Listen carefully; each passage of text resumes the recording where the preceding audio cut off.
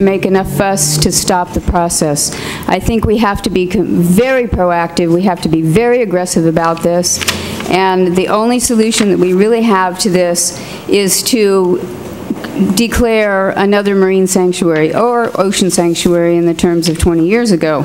And if the rest of California can have a marine sanctuary, there's no reason we can't. But we have to work for that very assiduously. We have to work with the state. We also need to include federal agencies such as the U.S. Wildlife Service in this process, because it's their responsibility to protect the endangered species that would be harmed by this. Also, as probably some of you know, more or less, we are headed for a very serious recession, or possibly even a depression to rival what we saw in the 20s and 30s. The result of this will be to drive the price of oil up to the ceiling, and when that happens, it will become financially feasible to go for oil here. If we have wave energy here, we're going to have oil here. There's no doubt about it. And allowing an untested technology, or when it has been tested, it has failed, to imperil our ocean resources is cutting our nose off to spite our face.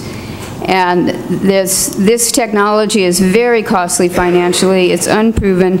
We have solar energy already that is proven. It's becoming more and more economically feasible with the same subsidies that PG&E is going to get for wave energy. If they devoted that to solar, we'd probably be way ahead of the game. We need the sanctuary extended now, and before this goes forward any farther, we need to do a cost comparison on solar alternatives compared to wave energy as far as economics go, and also the environmental impacts of this. So I encourage you to introduce a resolution as soon as possible that this board and this city and the rest, and hopefully pass that on up to the state, to lobby for a marine sanctuary from here to the Oregon border. Thank you.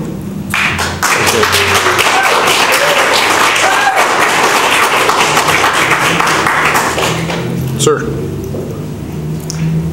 My name is Ed Davies. I would like to thank the board for coming earlier also.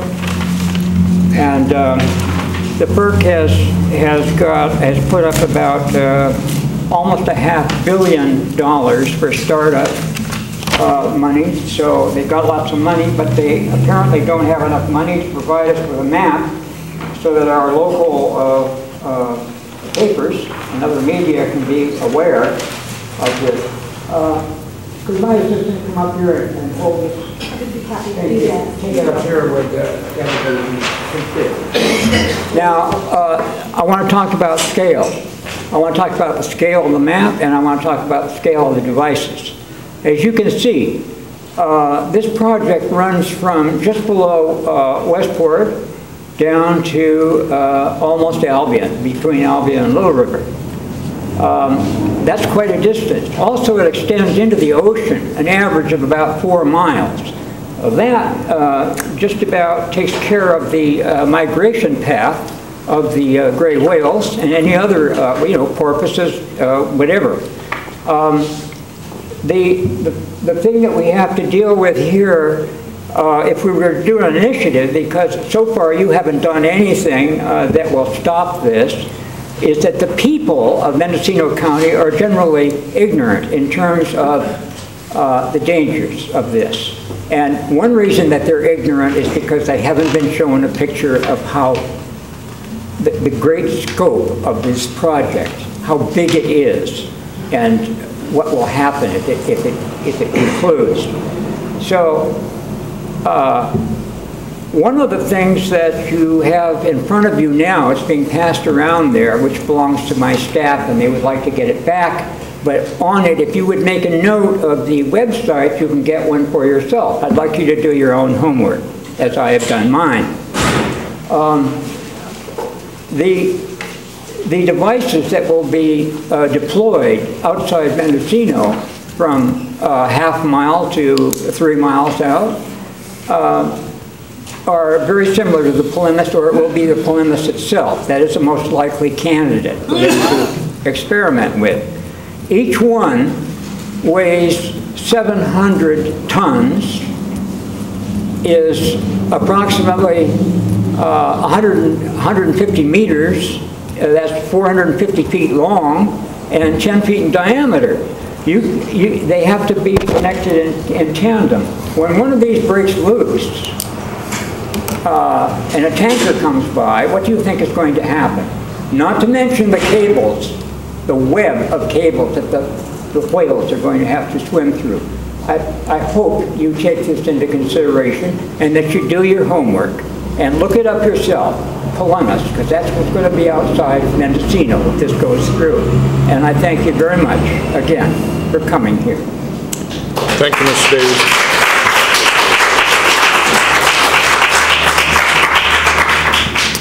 Hi, Doug Hammerstrom, Mayor of Fort Bragg, and I thank you for continuing with us as a partner in looking at this wave energy thing. And to that end, we've been continuing meetings of essentially the group that put the energy into planning the WAVE Forum has continued to meet.